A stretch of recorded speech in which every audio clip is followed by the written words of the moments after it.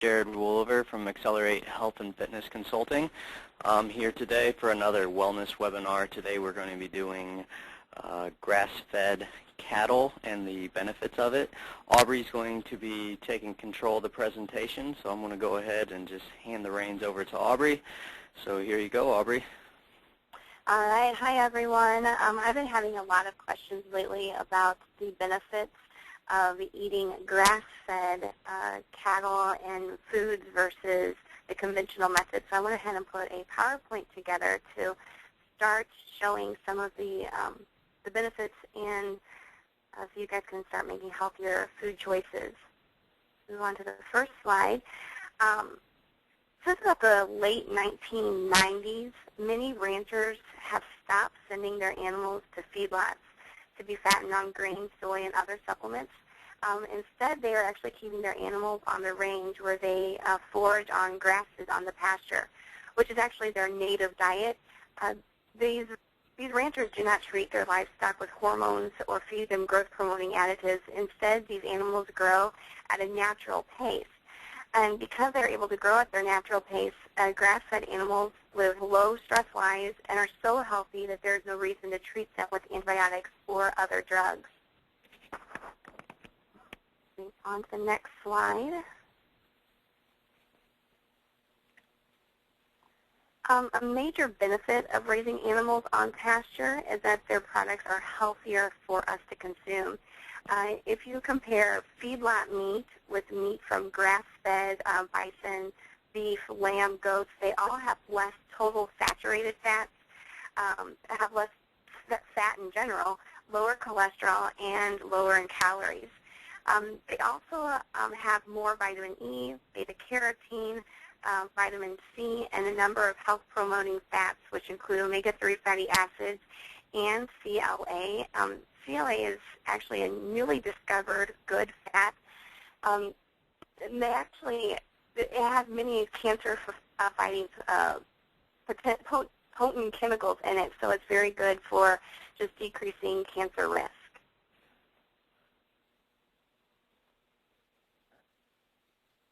On to the next slide. This actually just shows some of the vitamin E levels versus compared to corn and grass. So you can just see here that if our livestock is actually grazing in the pasture, they're getting much higher levels of vitamin E through their grass than through corn.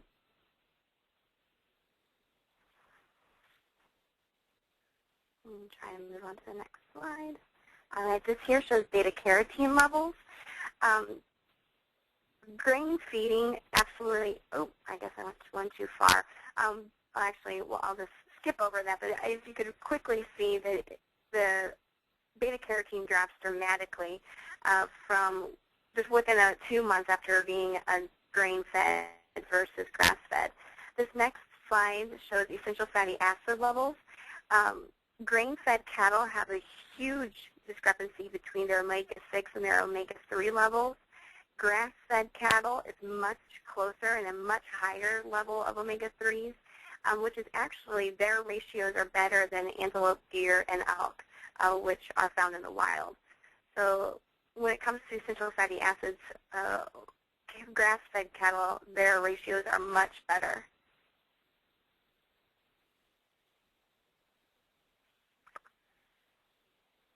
There is a true art and science of grass farming. Raising animals on pasture requires more knowledge and skill than just sending them to a feedlot. In order for grass-fed beef to be moist and tender, the cattle need to eat high-quality grasses and legumes, especially in the months prior to slaughter. Natural grass-based diets require healthy soil and careful pasture management so that the plants are maintained at an optimal stage of growth. And because high-quality grass is the key to high-quality animal products, many pasture-based ranchers actually refer to themselves as grass farmers rather than ranchers. They actually say that they raise grass and the animals just do the rest all by themselves.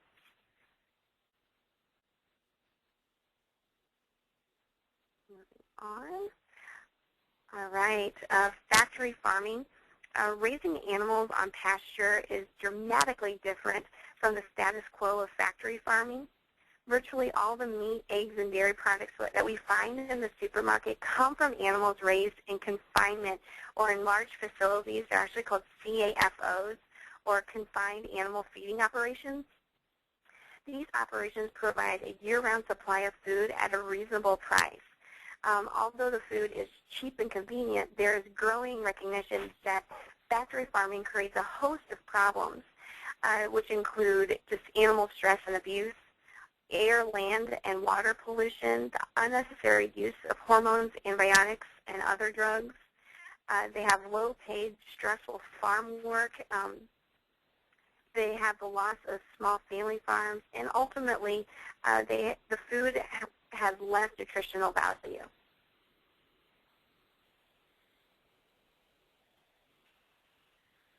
All right. Unnatural diets.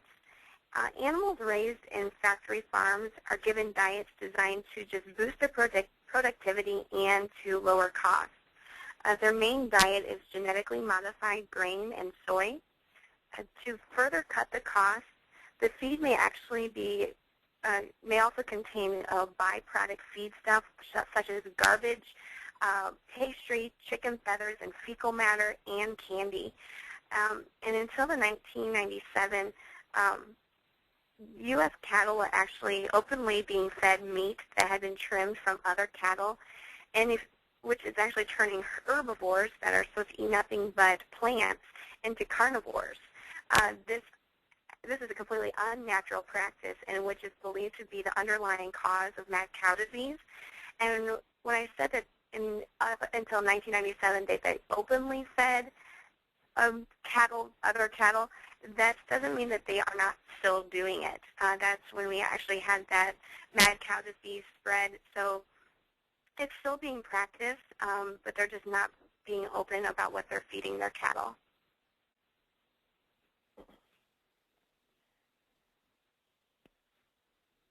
All right, animal stress in a high-grain diet can cause physical problems for ruminants or cud-chewing animals, which means that they have multiple stomach compartments. These animals can include just cattle, dairy cows, goats, bison, and sheep. Ruminants are designed to eat fibrous grasses, plants, and other shrubs, not starchy, low-fiber grains. When they are switched from pasture to grain, they can become sick with a number of disorders, including a common and very painful condition called subacute acidosis. Cattle that develop subacute acidosis, they will actually kick at their bellies because of the pain. They will go off their feet, and they will actually start to eat dirt, which will hopefully reduce the acid buildup. To prevent more serious and fatal reactions, the animals are given chemical additives along with a constant low-level dose of antibiotics. And these antibiotics are the same ones that are used in human medicine. So when medications are overused in feedlots, bacteria become resistant to them. And when people become infected with these new disease-resistant bacteria, there are fewer medications available to treat them. So we're actually developing superbugs or superbacteria. Not only are cattle being actually, sorry, I'm skipping forward. Let me show you this graph real quick. The cattle raised on pasture versus cattle raised in a feedlot, you can see the difference here with the number of bacteria. With a percentage with the bacteria, pasture have only about 2%, while feedlot can have up to 58% of bacteria. Have one more slide. Shows bacteria levels. This is just for E. coli. E. coli counts are much higher in grass-fed cattle versus grass-fed cattle. As you can see, the grass-fed, they have about 20,000 cells per gram, and in grain-fed, they have over 6 million cells per gram of E. coli levels within their bodies, which is a huge difference.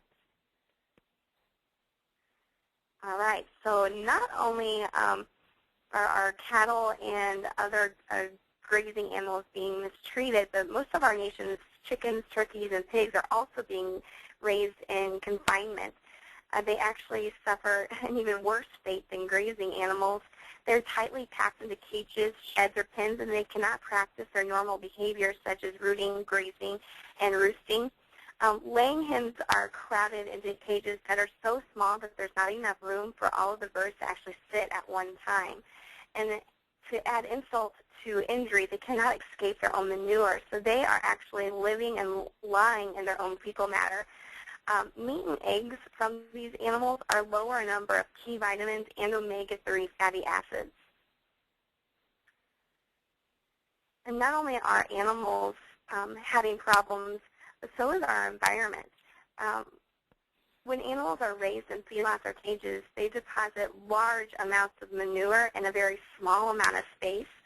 The manure must be collected and transported away from the area, but this can be very, very expensive. So to cut costs, people actually, they collect the manure and they dump it as close to the feedlot as possible, because the further they dump it, the more expensive it's going to be.